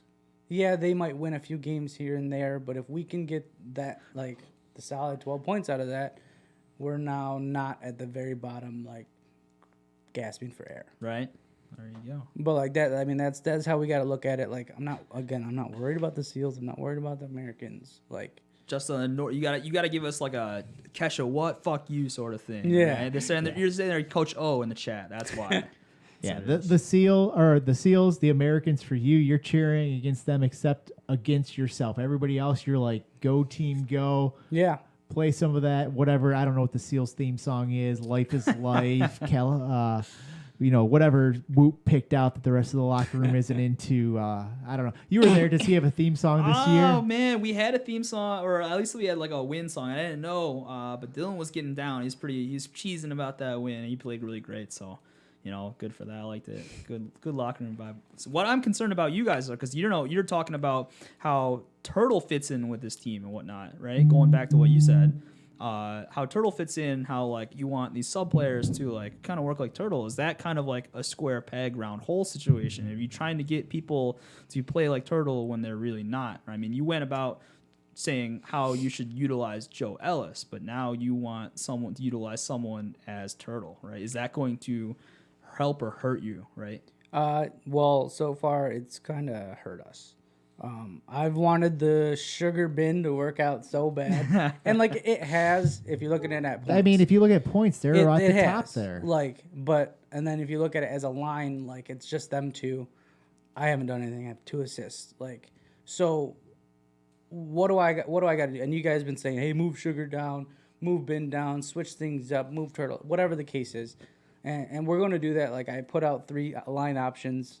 Team vote, like, let's see what we want. What does everybody think is going to be best for us? Like, I'm not just running a dictatorship. Like, it hasn't been working, so let's do something different. Right. So if we happen to move sugar down to line 2 move me down, let Jim Ellis try the top line, get in front of the net, bang one home, do something, score some goals. If I scored goals like Troy, now we go on a streak and we can count our streak number, and we're in 4th place or whatever place they're in. Yeah, And this it's like- this doesn't mean it's a mean comment, but at the end of the day, you might as well try some new lines because what do you have to lose? This is exactly what it is. But like, yeah, like if our second line can't compete, not that they can't compete, but like everybody says we're the lower end second line team right now. With inconsistency, you lower our value even more with Rattler, Gio, all them coming in, and Bowers doesn't know how to skate with them. Jim Ellis doesn't know how to skate with them. They like our defense doesn't know where they're gonna be. All those little factors that might not matter when you're talking about a round 3 player in a Turtle or a Rattler or a Gio or It's tough, and both your defensive Whoever it lines are both very solid for that back end side of things. And Yeah. I think, at least if you look at the podcast predictions, we thought there was going to be possible scoring issues from that second line, which wasn't a surprise. And Ben and Sugar are putting up points, so I just think so, I mean, split maybe them up, letting up a see few what they goals, do. but all your guys' games are like 1-goal games that are close. They're tough battles, and Outside of throwaways that we previously mentioned, of course. those happen to Yeah. everybody. The North Stars, the first time this year, round 1 of the Whalers North Stars, they beat us. They kicked our ass there, so Yeah. it's the same type of thing. We came back, we beat them. They kicked our ass more than we beat them this second round. So things happen there. So you have to look at things. But yeah, I mean, it's just sometimes. I mean, I've been on teams before where you're looking at the team, you're like, we're good, we're losing every game by 1 goal. What do you do to change? And you're not seeing a logical path.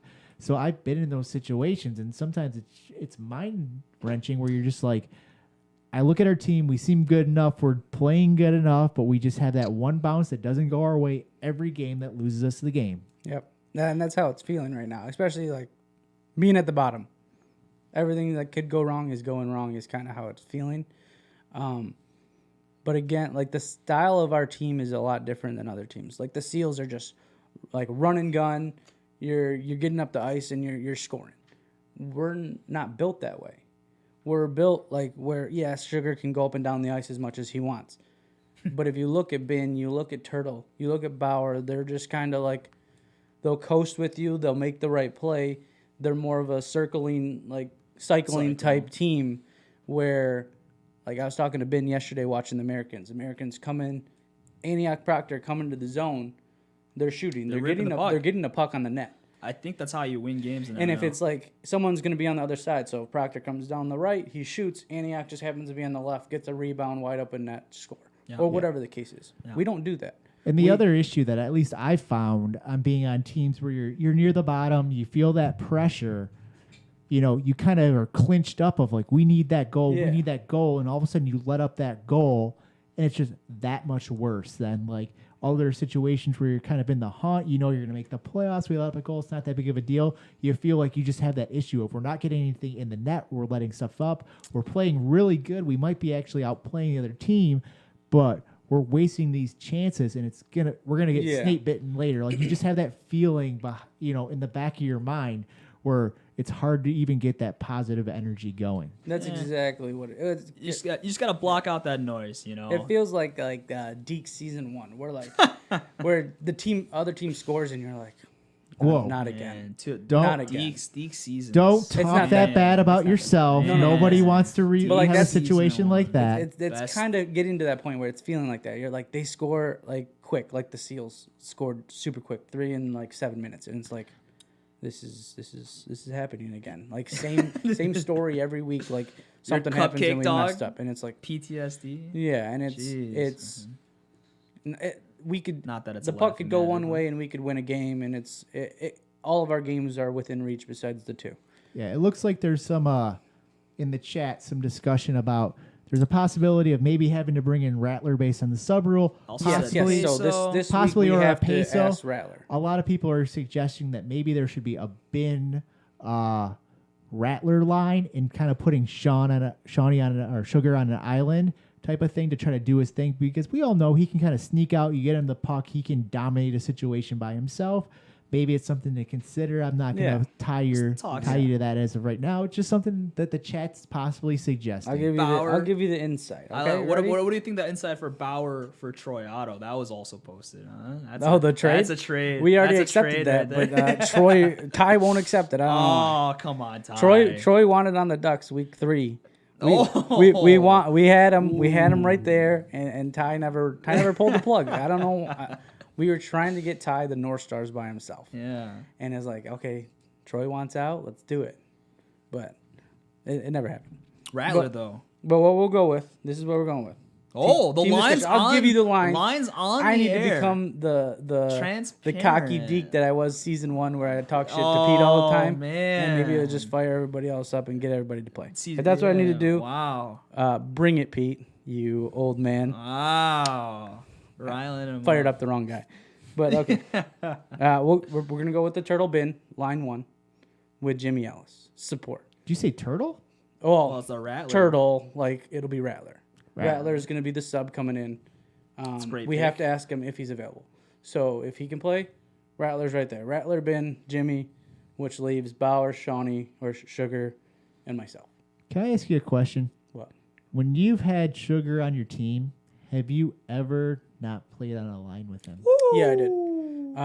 A lot of season 2 actually. I think. A lot of when I had Pete, we would switch every now and then. But what I like is, he likes to yell at me. He just gets me. And he'll yell at me, and it makes me play better because like he has high expectations for me. But he's not going to be able to do that with Jimmy. Like if Jimmy's on his line and he passes to him, and Jimmy just happens to not catch the puck because we're 9th and 10th rounders, and that's going to happen. Sugar, he's gonna smack his stick on the ground, and his body language is gonna go down. Riveting. He's gonna, and it's everybody on the team can see it, and it's like, okay, if I do it, then he just yells at me. Yeah, and you have the relationship with him where you could like, Sugar, that's cool. Go fuck yourself. Yeah. Or he just takes it and I'll just do it. Yeah, and then he scores in front of my face and does the swimming celly, and Hardy skates over to him and dives on. I'm like, yeah, you score, and I sit there and be like, what happened? Yeah. Yeah, exactly. Great memory. That's what we're going for. Great memory. And it's like I'd rather get yelled at by Sean, and like it doesn't bother me. Like whatever. I miss some pucks. Okay, then shoot the puck and don't have to worry about passing to me. How about that? If it makes you feel better, it sounds like the Ottos are cheering for you next week. Dude, that's what happened. The chat went from like hating on the Deeks. I saw a lot of like, the Ducks blow. Yeah, the Ducks blow. The Ducks are terrible. Blah blah. And all of a sudden, the chat's popping off like, yeah, we're with you, Coach Morale. Yeah, see, I got this. Jesus. I mean, if I gotta be the shit stir that I was season 1, where I just gotta talk shit to every team and come bring it, Hetes. Yeah, you're on the list. Like. Have you considered implementing the flying V? Man. It doesn't work. We got slower ducks than other ducks. So it'll be like they'll take them out though. 1 and like a W. I don't know. Or U and 1. Yeah. I don't know. It wouldn't work. The little duck tricks. The fans also want to see Turtle coaching in a blazer. That would be pretty good. I can probably make that happen. I would want to. Turtle showed up the 1 week and we won. He hasn't showed up since. And it's calling you out, Code GM out here. There's nothing wrong with Turtle in a blazer. We need the confidence that Turtle brings. Ooh, in a blazer, even better. Yeah, so that's what I have right now. Is there anything else you guys can think of? Here a small question, I guess, that maybe is like a philosophical talking point that probably should have been earlier in the show. But I mean, what do you guys think about like consistent subs? Because you asked me to play, and you do, by the way, have like a Chad coin credit. You get 1 sub from me whenever you want it. Oh. So okay. I teased enough. I felt bad enough. We'll see where Turtle lies sub, right? After his doctor's appointment, and then I can't promise you that I'm gonna help. Hey. It doesn't matter. If you don't have Rattler or the Peso, league wants to have you, we'll have you. Oh, man. Are you you haven't worn a Ducks jersey yet. I haven't. So, yes, I'm 0-0. So I hate that it's going to be the orange one. I love the orange one. Okay. I would rather have the eggplant. I love the eggplant, of course. But like, if I was going to pick from any of the Ducks jerseys, the second one is by far the orange one. Oh, the orange one's the only one I've liked so far. They're both good. The white. How do you not like the white? I'm waiting for the green one. No. It's in the works. The teal one. Once I can get the Deeks No, to no, go no, red. I want to see actually. I'm waiting for the like- green one from the original Oh, movie. that one. Yeah. That's the only That'll Ducks show jersey up I will soon. support, but on the record. All right. But We can work on for that. the record, if you sub, it's not like you can do any worse from what the Ducks are doing Oh, already. I can do a lot worse. Just imagine I can do a lot. Dickie Dunn lot article worse. that comes out. Man. when Kenny Low- Wu scores the low game-winning profile. I'm trying goal to slide in for the and Ducks. get out, just chill. But yeah, like going back to that, what do you guys think about consistent subs over not having consistent subs? 'Cause I think that you guys have gotten better players by not having me sub. I think consistency actually helps. I think when you start looking at teams, the Whalers right now, we have not had our full team together once all year. But we were missing Turnbull for a long time, so we were filling in defenseman. Turnbull has now played like 4 out of the last 6 weeks. He had a couple travel things with the weather, snow getting stuck for being a salesman and travel. Of course. And I think with having him back more, getting him in better hockey, just getting that hockeyness with his cab, everything like that, and just now essentially putting him with Ike, having them getting used to each other, having that consistent person helps. Now you could say maybe that's a consistent sub versus a consistent player, even subbing up. I think there's a point now, if I can sub up and the skill level's giant, yes, that's a big thing. But if it's not that much out of the range, especially with the sub down rule, I want to have that same player every week because you get players to know each other. Just for an example, me and Eric have been playing together a lot on the K-Falcons and the Whalers, getting to know them, getting used to those D-to-D passes, kind of knowing what the other person likes. I think that just makes your team stronger. Same with anybody else in the league. You know what the person's going to do. You know what they're expecting. It gives not necessarily your skill level up, but it makes your overall play for your team that much better. That much better. A non-negligible difference then, you're saying, right? Compared to, like I said, subbing up 1 or 2, 3 positions, I think playing with that consistent person that's 2, 3 spots lower, essentially compared to subbing up, I think it could make the difference for making it a greater overall for the team. Make the Yeah, difference. like that new rule definitely is like, I'd rather have consistency than sub down.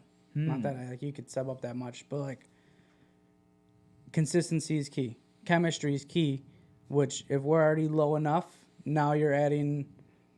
And where I went wrong was I had Turtle centering in the second line, and now I have inconsistency at that spot. If I had the bin Turtle line from the get-go, well, now it's not that big of a difference. Like, yeah, bin can play with anybody. So if I sub in a Rattler, I sub in a scorer, a Geo, someone that can actually do something, like that can put the puck in the net more than Turtle can, then we're now better than what we were. Well, that's your peso, right? You get peso, so he's pretty good at putting the puck in the net. Oh, we did that. He's pretty good. He's He's on your team. Are you going to call him out right here on your team? Where's that We team had at? Peso He's El sub against Paso, the man. He Seals. still brings the points, though. Oh, man. We had Peso sub against the Seals Yeah. last week. And how'd that work out? Or maybe it was 2 weeks. I don't know. But hate to break it to you, bud, but you're probably not going to sub again. Ooh. I just I wasn't Fire feeling the to that effort. one. Like he would mess up a pass or something and kind of just stop. And it's like if he's on the Whalers, he's not stopping. Yeah, He's but gonna that's, go- I mean, that's the sub question, right? How good And is that's it? the controversy behind it. Right. And it's like he's not going to be as invested in the Ducks, who are, guess what, trying to catch you, as he is in the Whalers. And it's like, I'm not saying that he did it on purpose, but it's like, I mean, at this point, Okay. a lot of people are probably rooting for you, so they're like guaranteed in the playoffs. well, yeah, but like if Don't he's get rooting any- for us to lose now, no okay. Deeks and no Tiger subs unless it's Matt Taylor. I'm gonna defend Peso here. I think he's not playing any different. I think he's the same type of person as the majority of us are. He's gonna be out there. He's gonna be trying his hardest. Now, maybe he does pick and choose his spots, but I think he does that for all of his teams. I don't think I've seen anybody as a sub at all that's like, I'm purposely dogging it. No, And I'm I don't not think saying you're he did it purposely purposely, dogging but it was like- that's his game, and I don't think he does it any different for the Ducks than he does for the Whalers. He picks and chooses his spots, and sometimes maybe he's just not the player that fits your guys' scheme or fits the rest of your players. But I don't think it's necessarily like a Peso thing, like, oh, I'm saving it for my team type of thing. I think it's how his game works, and there's sometimes you can have two guys. One, player A could technically be higher on that like player evaluation list, but he fits into that scheme or to the other players better to make that team overall better. And maybe that's just a situation there. Yeah. Right. I mean, that could be very. I'm not saying he did it on purpose. I'm just saying, like, if he's not going to be, like, I can trust that if I pull in a DaveP, Yeah. he's going to skate That 100% because that's who DaveP is. Number one most passionate sub out like there. you for pull in sure. a Peso who's Totally a strictly a scorer, and like yes, he works his ass off for the Whalers, but if it doesn't mean anything to him, then it's literally just a drop in where he can try, and if he gets a shot, then he gets a shot. But if he doesn't, then it's like Have Troy sub. I don't know. Have Yeah, him show that's- you. no. Have him show you how that it's guy done. begs for subbing There you opportunities go. every week. We had to yell at him. Ivory Tower secret Jeremy had to shut that shit down. See? Troy, I think every Tuesday, Troy, 7th round sniper, like ready to sub if you need it. Is he not lighting it up this season? I don't know. Say it in the general. I don't want to hear it in the Ivory Tower every week. To Show your cockiness to everybody. In the Which Ivory he, Tower. first of all, eventually he has. I think Troy does show his cockiness everywhere. To be fair, Well, because we pushed it to the general. Second of all, I think for the last year, 2 years, there are a lot of deals behind the scenes being made. It feels like for GMs subbing for other teams. At least that's my feeling. As far as in the past, you see GMs consistently subbing all over the place. I can see how it's an easy thing of like, hey, this guy is missing, and then another guy's like, hey, I'm available in that spot. It's like, oh, easy pickings there. I don't have to go and ask 10 different people, so I can see part of the point. But in other ways, it's like, hey, I'd like to sub too. I thought we were going to see a GM trade this year. I was so excited to see that. I thought we were going to see it. I'm still waiting for it. I thought If anything, it would have been the rights to Panty. That's But good. Now that's kind of out of the, I want to see. the picture. I want to see that Gumma. guy wearing North Stars gear or some other He gear. would I mean, never. that guy bleeds, right? He bleeds Deeks. I want to see him wear something else for even a brief moment. I would love it. I also want to see like year trade or like draft pick trades. I'm waiting for the draft pick for a player, something across that, or like next year future rights. Oh yeah, I want to see my future God. rights. I want to see it. That's a I'll little trade too you advanced for 2020. us. I don't- 2022. I don't- I'll trade you number one, Oh, first number one. overall. First overall in 2022. 2022. I don't think Is we the could league ever gonna get be to around that that long? situation. I think, at least from what I was hearing, there's rumors. There's a couple people who are like, next year I probably won't GM. You're in that situation. All of a sudden, you trade away your whole draft stock, Yes. and you're like, Yes. I'm out. And all of a sudden, it's like we're essentially the Nordiques original year minus That's what you 20 gotta do. players, and you just get sucked up, and everybody on that team. First of all, that would be horrible just for the fact not only would it be crappy for the new GM, it'd be crappy Sure. for whoever got drafted on that team because you're like, we're now the lowliest team. We got stuck here. We're all screwed. That's not fair. When you're an expansion draft team, sometimes you end up like the Vegas Golden Knights going to the Stanley Cup final first appearance, right? First season, or sometimes you're Columbus and kind of stay in the bin for a while. I'm sorry. Did I miss those direct deposits from MNL, HL that I'm getting paid for, or am I paying for a league to have fun in?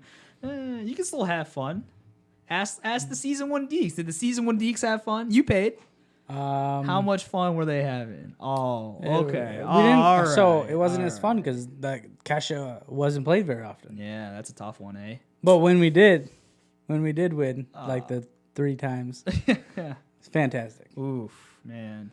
Which I still think, like, side note, that team, like, if you look at it, like, we weren't a bad team. I don't know how we were losing. No, number ones in the air. I was not on there the that draft. day. Number ones in our hearts.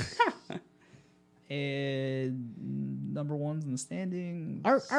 Number First year. opposite one. Yeah, opposite one. Flip that around. So, any other subjects you guys want to cover before we are done? What was the goalie discrimination? That was my mistake. I read this. I was trying to read like the topics, and I was like, because I was like so excited. I was like, all right, I got to get my homework because obviously I'm just a watcher. I haven't gone to any games this year or anything. I was like, I got to look this up and everything. And we get like the topic list, and I'm like, okay, what are the topics? What are the topics? What are the topics? And I see goalie discriminations twice. I'm like, what is this? Yeah, like, what does this was- mean? Like, this could be a great topic, or it could be a terrible topic. Yeah. And I go to Piercy, and I'm like, hey, what's this topic? And he's like, I don't know. He just wanted it.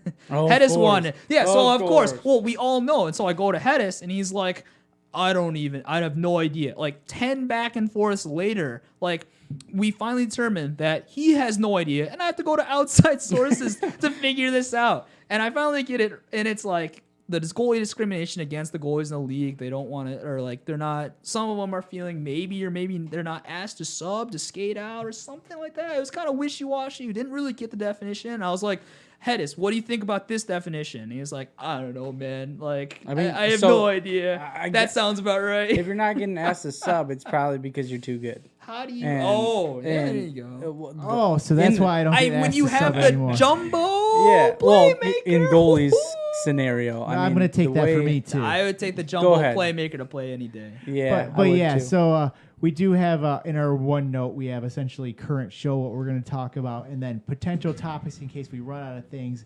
And Chad was looking at the potential topics tab, so that's where he got confused there. Yeah. And I was like, what are you talking about? Then I was like, oh, I'm sorry. You should be looking here. So I made that mistake. And, yeah, as we said before, next week we are looking at a goalie roundtable. The goal right now is to kind of go through our normal format and then have goalie topics at the end in case I don't know. I'm scared. That's all I can say. See, this was a nice chill episode. Back to normalcy. You had like the 2-2 episode, which is like huge debacle, degeneracy all around. You had family affair episodes with the Ottos going back and forth. You know, that's the excitement you want to see. But like, hey, let's take it back some. Let's chill with tone it down. Let's have a nice lull before like the storm hits with the goalies and the craziness, because we all know the crazy. We just wanted. We asked the viewers what they wanted. We got a ton of viewer insight. The viewers wanted to see what's up with the Ducks. We had the man himself, and it was a great time. Yeah, Busta was here to give us all the Ducks insight. Give us that was very helpful. As always, give us a call on that Whoop line, 714-75-WHOOP. Email the show at podcast@mnlhl.com. Follow, subscribe to us on Twitch as well. And if you're interested in joining the podcast, go to stats.mnlhl.com, click at that podcast lineup, fill out the form when you want to join. So that's how the goalie roundtable took place. We'll be happy to fit you in somewhere. And if you're looking for that Christmas Eve podcast, let us know if you want to join. I could be making some pancakes, maybe some scrambled eggs, omelets for people. Pajama or syrup on those eggs. You can have a theme. Some people like that. I don't like it. So Christmas Eve morning. Chad, Busta, like to thank you guys for joining. Did you have a good time? Oh, absolutely. Yeah. Great time. It was better than expected. Just I wasn't sure how to feel about coming to the well. And it was like it's good time. I didn't know I was going to be coming to the well, but I knew that I didn't think that, I had much to say on this episode, so I hope it didn't ramble on for too long. We had a little bit of ramble on our Tigers/Seals tonight. It's the only thing I got. Most importantly, Whoop seemed to enjoy it, so I think that's really all that matters. Insight. So we can talk up the Seals. The in-depth insight, yeah. Where else do you get that? Yeah, but you guys are welcome back at any time. Once Chad subs for the Ducks again. Oh, here we go. We'll again. Oh, sorry. Says, first time. When I use the coin, the Chad token, we'll be back. Anyways, we are over. See you next time.